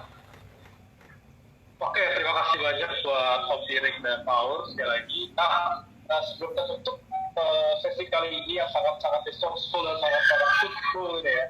Mungkin aku bisa tanyakan kepada kedua pemateri ini untuk kata-kata penutup yang mungkin bisa yang mau disampaikan kepada para peserta terhadap stoicisme gitu. Ataupun buku Filosofi Teras. Silakan mungkin dari Pak Aurus dulu, baru ke Om Dirk. Ya. Dari buku Filosofi Teras, saya terima kasih Mas Henry Manampiring. Ini buku membantu, tentu paling tidak untuk saya, membantu bagi saya untuk jadi lebih tenang menghadapi berbagai macam situasi hidup, termasuk menghadapi berbagai macam atau banyak sekali tugas koreksi yang harus saya koreksi. Luar kendali ya Pak? Itu luar kendali. Jadi Ahmadiyah tertawa itu. Karena musim-musim sekarang adalah musim-musim koreksi. Musim koreksi ujian mahasiswa. Jadi buku ini membantu saya untuk tetap bersikap tenang dalam beban kerja yang tinggi dan tanggung jawab yang banyak dalam berbagai macam bidang. Sehingga ya sudah, jalani saja hidup secara realistis bahwa memang kenyataannya sekarang koreksi, ya udah koreksi, jalani koreksi itu. Demikian. Jadi silakan membeli buku ini sekaligus promosi ini ya, supaya Mas Henry bisa supaya Mas Henry bisa meriset 2 hal tadi yang belum diriset. Karena riset butuh biaya juga. Betul Pak. Ya. Minta tolong mahasiswa Bapak. Baik, itu saja Nathan. Tetaplah tenang di tengah badai, karena kalau berjarak dengan badai justru malah jadi nggak tenang. Terima kasih. Ya, silakan untuk Om Dirk. Terima kasih Pak Aur, dan silakan akhir untuk ada dari Om Dirk. Oke, ini nanti kata penutup dari seorang pelancong ya, seorang travel blogger yang masuk ke negeri Stoa gitu. Apa kesan-kesan terakhir saya tentang filsafat ini? Saya sajikan dalam 2 sisi. There is the good news and the bad news dalam tanda kutip. Walaupun ini sebenarnya melanggar juga, karena orang semua tidak ada yang baik, tidak ada yang buruk di luar diri kita. Ini indifferent. Kabar baiknya, ya, kalau saya tanda kutip itu adalah yang mereka mau sampaikan, kita ini tidak harus menjadi seperti boneka tali gitu, seperti puppet. Ya, tadi Paul juga sudah menyinggung gitu. Saya rasa ajaran yang terbesar itu adalah ajaran pembebasan. Artinya begini, kita itu hidup biasanya itu menyalahkan emosi kita pada faktor eksternal, betul nggak? Saya putus asa karena pandemi. Saya marah karena teman kerja saya atau pejabat mengucapkan sesuatu, saya marah. Saya cemas karena X gitu kan. Nah, filsafat Stoa itu masuk itu sebagai filsafat pembebasan dalam pengertian emosi kita. Karena mereka bilang tidak. Mereka bilang emosi kamu itu muncul sepenuhnya oleh opini dan pertimbanganmu sendiri. Ya, seperti kata Marcus Aurelius itu, Epictetus diambil dari Epictetus sebenarnya. Kita ini terganggu bukan karena hal-hal eksternal, tapi karena opini kita atas hal eksternal tersebut. Jadi kalau misalkan kita ambil COVID lah ya, kalau pandemi ini kita ketakutan atau cemas, maka kata orang Stoa, kamu cemas bukan karena pandeminya, tapi kamu ada opini tertentu tentang pandemi. Dan itu hanya kamu yang tahu gitu kan. Kalau kita marah dan gusar karena perilaku orang lain yang yang misalkan tidak disiplin, tidak mengikuti protokol kesehatan, kalau sampai kamu gusar dan marah berlebihan, mereka juga akan bilang, bukan orang-orang itu yang bikin kamu marah. Gitu. Tapi kamu punya ekspektasi tertentu tentang manusia lain yang tidak terpenuhi, dan tidak rasional, tidak realistis, gitu ya, dan makanya kamu marah-marah sendiri. Jadi itu kan membebaskan menurut saya, berita yang baik gitu, bahwa manusia itu tidak seperti boneka tali gitu. Kamu sepenuhnya dikendalikan oleh faktor eksternal. Kamu senang karena faktor eksternal, kamu sedih karena faktor eksternal juga. Tidak, kata mereka. Nah, tapi ada sisi lain dari itu. Ya, sisi lain itu adalah filsafat ini membutuhkan akuntabilitas. Ada pertanggungjawaban. Kita menjadi accountable terhadap emosi kita. Jadi kalau emosi kita tidak dikendalikan oleh eksternal lain, nggak enaknya kita bertanggung jawab kan terhadap emosi kita sendiri.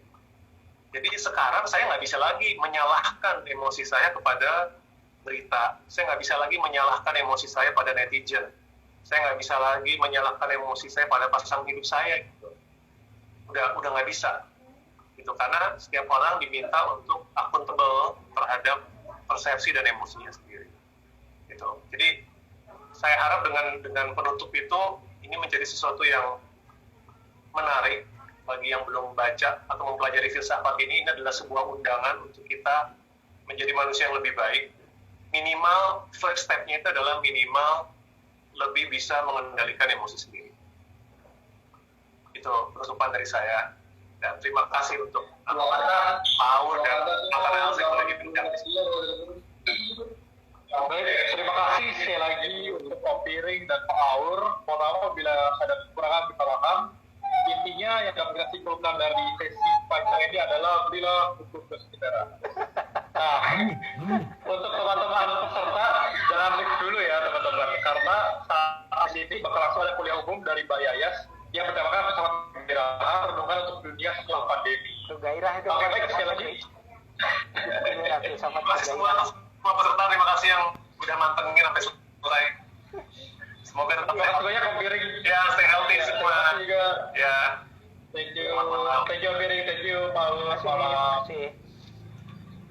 Oke, saya serahkan waktu selanjutnya kepada MC kondang kita, Ada Gozali. Silakan Ada. Oke, terima kasih Bung Nathan atas moderatornya tadi di sesi ini. Terima kasih juga kepada Pak Henry dan Pak Alex udah ya ngomongin buku tentang filosofi teras ya. Tadi kesimpulan Bung Nathan mantap banget. Yang penting beli buku filosofi teras jadinya.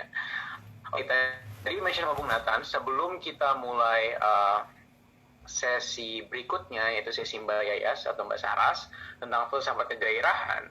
Kita seperti biasa di jam-jam gini mau ada penampilan spesial nih. Kemarin kan ada puisi, sekarang kita mau ada tari. Ini dari Kak Ayi Lesar, udah siap Kak? Kak Ayi Lesar nih mau menampilkan tarian dia sama... Udah siap ya Kak?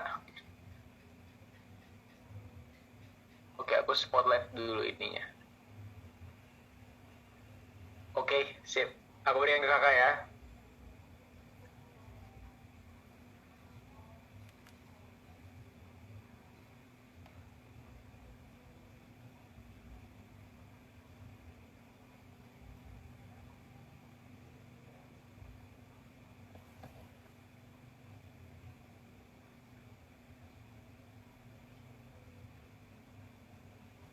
Oke. Oke.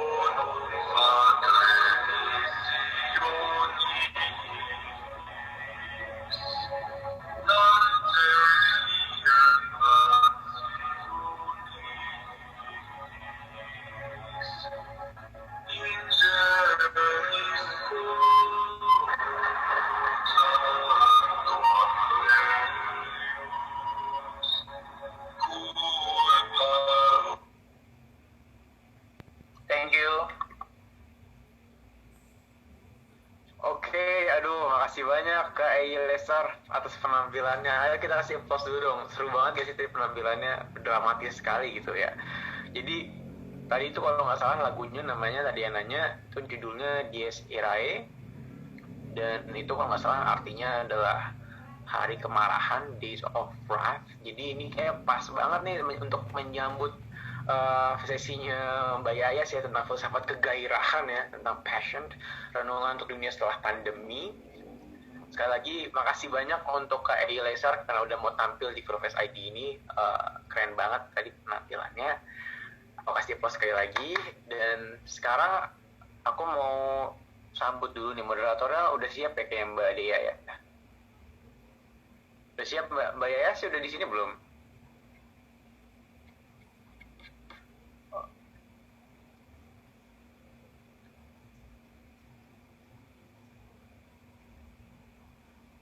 Belum Mbak Dea? Belum. Oh. Ya, sudah di sini ada. Oke. Oh, udah siap ya berarti ya? Yap, oke. Oke, aku serahin ke Mbak Amadia selanjutnya. Makasih kawan-kawan. Yap, oke. Makasih ada atas kesempatannya. Selamat malam teman-teman semua. Selamat datang di sesi kuliah umum Filofest ID 2020. Pada kuliah umum kali ini kita akan membedah topik filsafat kegairahan ya, sebuah renungan untuk dunia setelah pandemi bersama Mbak Saras Dewi. Nah, sebelumnya saya akan membacakan profil singkat dari Mbak Yayas dulu kali ya. Nah, Mbak Saras Dewi adalah pengajar filsafat di Universitas Indonesia. Beberapa mata kuliah yang diampu Mbak Yayas adalah filsafat lingkungan, fenomenologi, filsafat timur, filsafat dan HAM, dan eksistensialisme. Mbak Yayas aktif menulis di berbagai jurnal ilmiah dan surat kabar. Beberapa diantaranya adalah Harian Kompas, Jawa Post, dan Bali Post. Selain itu, Mbak Yayas juga udah menerbitkan beberapa buku nih teman-teman, seperti Kitab Bukan Coklat pada tahun 2009, Ekofenomenologi mengurai disequilibrium relasi manusia dengan alam di tahun 2015, dan kumpulan puisi Kekasih Teluk pada tahun 2017. Oke teman-teman, kayaknya udah pada nggak sabar juga. Tanpa berlama-lama lagi, saya persilakan Mbak Yayas untuk memaparkan materinya. Halo Mbak Yayas. Halo, Dea. Hai Mbak Yayas. Sama Dea. Terakhir dia di sekolah ya Mbak ya? Iyalah, di kampus terakhir ketemu muka kan. Kalau online kan kita bareng ya waktu itu acara. Iya Mbak. Oke, kepada moderator, boleh langsung share PPT-nya atau Mbak Yayas? Boleh Yayas yang share, boleh. Aku ingin nyapa teman-teman. Hai semuanya, apa kabar? Semoga dalam keadaan sehat. Pasti bergairah banget ya, udah hampir full dari hari Senin ya. Dari hari Senin sampai sekarang itu mengikuti Filofest. Kalau saya benar-benar merasa tadinya udah akhir semester, itu kan momen-momen yang kritis banget ya. Sebelum biasanya kan akhir semester masih ketemu sama mahasiswa, masih ada semangat ya. Sekarang benar-benar lewat Zoom itu benar-benar berat banget. Dan tapi mengikuti Filofest, lihat Dea, nonton Dea setiap hari juga lihat ada, itu senang banget. Sama Bagus kemarin juga keren banget. Oke, ya aku ke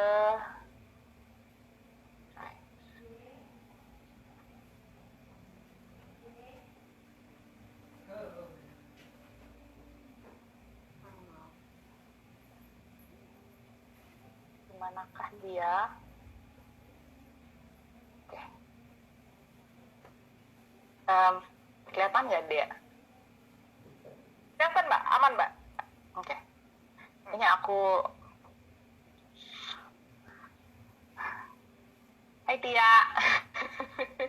Oke, teman-teman, selamat malam. Senang sekali gabung di Filofest. Pertama, saya mau kasih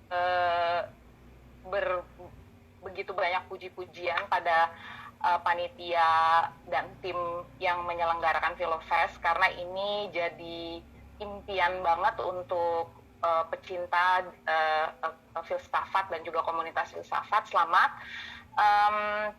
Dan sebenarnya untuk menentukan tema ini juga saya nggak sendiri ya, karena saya dibantu Dea juga, jadi saya gerecokin sama Dea, gangguin sama Dea saya bahas apa ya?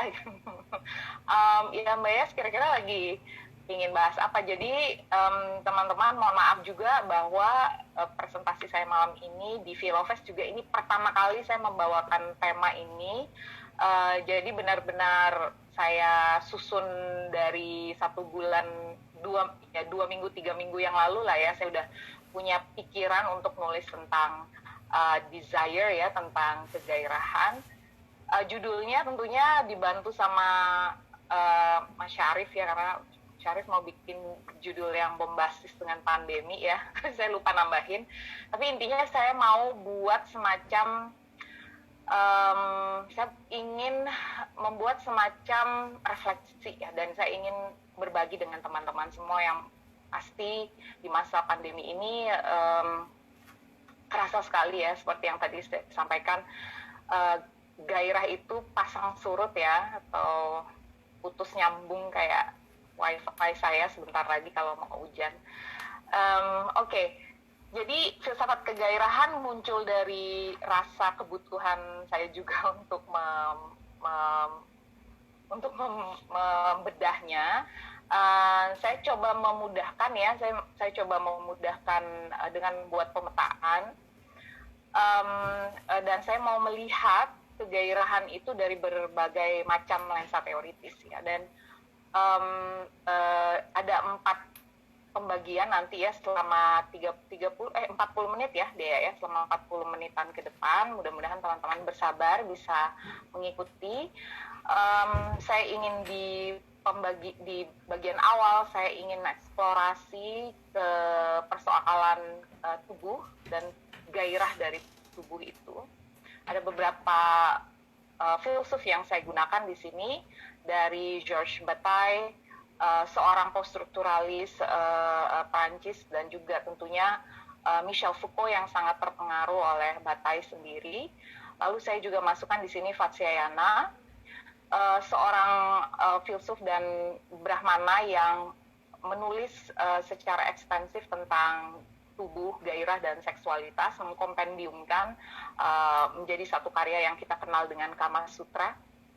Lalu juga saya ingin mengajak teman-teman masuk ke Lokayata ya. Lokayata salah satu teks dari aliran Charwaka, aliran hedonis materialis India kuno. Saya ambil pemikirannya Devi Prasad Chattopadhyaya ya, seorang filsuf juga yang mendalami dan mengkaji secara detail ya tentang Lokayata. Lalu memang kayaknya dari nomor 1 ke nomor 3 itu semakin gelap gitu ya. Karena saya ingin bahas mengenai kematian, dan belakangan ini saya sendiri selama hampir dari bulan Februari sampai akhir Desember ini, saya banyak membaca lagi Lucius Seneca. Saya baca ulang Seneca, baca ulang Simone Weil. Seneca seorang senator dan juga filsuf Roma ya. Lalu juga saya membaca ulang lagi Simone Weil yang membicarakan juga banyak tentang filsafat di masa yang penuh dengan penderitaan, penuh dengan problem, di masa-masa tergelap, Prancis kala itu ya, di Eropa kala itu. Jadi saya coba baca ulang, dan yang terakhir saya mencoba mengkaji lagi apa sih maknanya kegairahan itu dengan akar yang ada di masyarakat kita di Indonesia. Kalau saya sendiri, karena saya asalnya dari Bali, saya coba kembali lagi masuk ke dalam Sanur ya. Saya kasih, nggak ada namanya, jadi saya kasih nama filosofi Sanur karena saya besar di Sanur. Nah ini kerangka daripada pembahasan kita malam ini. Tentunya saya, karena baru pertama kali membawakan tema ini, pembahasan ini, saya ingin sebenarnya lebih mendengar dari teman-teman semua dan berinteraksi dengan teman-teman. Oke, jadi apakah yang dimaksud dengan kegairahan? Ya sebenarnya dari kata gairah itu sendiri, secara arti daripada gairah itu sebenarnya bisa dimengerti sebagai suatu keinginan atau suatu kehendak yang kuat. Termasuk juga kegairahan itu berarti suatu keinginan yang besar, suatu dorongan yang kuat atau keinginan yang keras. Atau ya bisa kita pahami sebagai terjemahan dalam bahasa Inggrisnya misalnya sebagai passion atau desire juga bisa ya. Nah di malam hari ini saya ingin mengajak teman-teman melakukan suatu eksperimentasi filosofis karena dari pemetaan yang tadi saya tunjukin ke teman-teman kan teman-teman bisa lihat ya bahwa saya menggabungkan tuh ya, saya menggabungkan yang selama ini di Filofest yang saya ikuti bahwa masih di bawah suatu asumsi filsafat barat, filsafat timur, saya ingin mencoba melampaui pembatasan itu ya, karena dipersatukan dengan problem gairah itu ya, dengan keinginan yang besar itu, suatu kebutuhan atau dorongan terhadap keinginan yang besar itu. Nah, tentunya di saat saya memikirkan tentang kegairahan ini, saya menemukan banyak kontradiksi teoritis dan itulah dunia filsafat. Saya rasa juga kalau kita memahami atau mencoba membuat suatu atau meretas suatu entah itu metode baru atau mencari sudut pandang yang baru, tentu kita akan sampai pada titik itu ya. Jadi pasti ada kontradiksi teoritis di sini yang saya rasakan nanti teman-teman juga pasti akan merasakan ketika masuk ke dalam pemikiran Seneca, lalu juga masuk ke pemikiran Bataille dan Foucault, pasti kerasa di situ ada sedikit kontradiksi. Tetapi apa yang kemudian ya hidup terjadi gitu aja ya di sekeliling kita nggak hidup cuman menggunakan teori, tapi kita berusaha melihat secara real atau secara nyata kepada pengalaman individual. Jadi saya ingin menjejakkan kembali pada pengalaman individual terhadap 3 problem ya. Sebenarnya problemnya satu, setelah saya sadari problemnya satu, karena apa yang kita pahami tentang desire atau tentang gairah itu seringkali kita anggap sebagai kenikmatan, dan kenikmatan itu di satu sisi kita apakah itu linear dengan kebahagiaan, tetapi juga ternyata kenikmatan itu memiliki suatu konsekuensi atau yang berakibat pada kesengsaraan. Ya. Jadi saya rasa interaksi dari 3 posisi atau 3 pengalaman ini ya, pada pengalaman tentang kenikmatan, pengalaman tentang kebahagiaan, pengalaman tentang kesengsaraan. Jadi ini suatu pengantar dan saya ingin ajak teman-teman masuk ke pembahasan pertama. Ini kutipan dari Epictetus ya, seorang Stoa, seorang pengikut Stoik ya, Stoicisme, dan dia mengatakan, saya tadinya ingin terjemahkan tapi takut gagal ya menerjemahkan, jadi saya tulis apa adanya aja, bahwa kita seringkali merasakan